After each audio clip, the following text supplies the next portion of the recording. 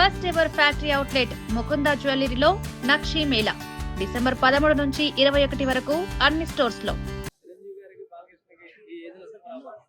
అన్నా ఏజ్ అయిపోయిందని ఎవరన్నారు అన్న వాళ్ళకి ఆ వయసులో వేస్తున్నారంటే ఒకప్పుడు చిన్న కేశవరెడ్డితో మొదలయ్యాడు బాలయ్య బాబు ఎలా డాన్స్ ఎట్లా ఆడుతున్నాడన్న ఫైట్లు కానీ అన్ని అట్లా ఉండే. చిరంజీవి గారు అంతే, చిరంజీవి గారు అంటేనే ఒకప్పుడు డాన్సర్. ఈ వయసులో కూడా ఆయన డాన్స్ లో వచ్చిన 2 సాంగ్స్ లో డాన్స్లు ఎట్లా ఉన్నాయి, ఏమైనా పోయినాయా? దానికి దీనికి ఏమైనా తేడా ఉందా? వాళ్ళు తప్ప ఇంకెవరు ఉండారన్న?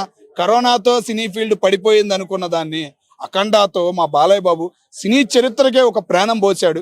సినీ చరిత్రని మళ్ళీ నిలబెట్టాడంటే ఒక బాలయ్య బాబే.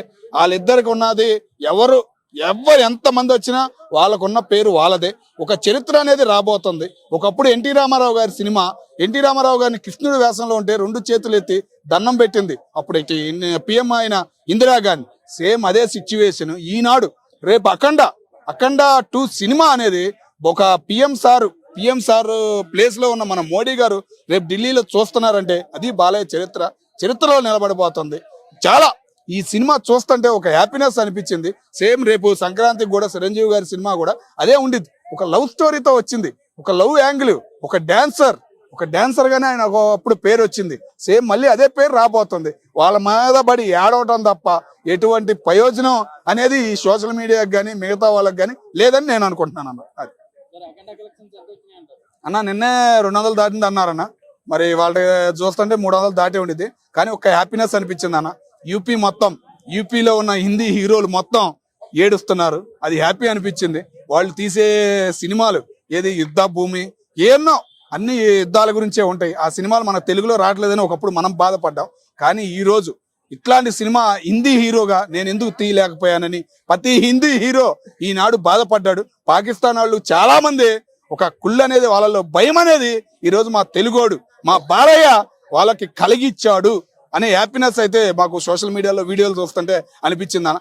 ఫుల్ హ్యాపీ అన్న. బాలయ్య ఫ్యాన్స్ కానీ బాలయ్య అభిమానులు కానీ ఈరోజు చాలా సంతోషంగా ఉన్నామన్న. పవన్ కళ్యాణ్ రీసెంట్ గా వాళ్ళ ఉమెన్స్ క్రికెట్ టీమ్ కి ఇంటికి కావాల్సిన అన్ని ఇచ్చాడు కదా. అవునన్నా 5 lakhs ఇచ్చాడు.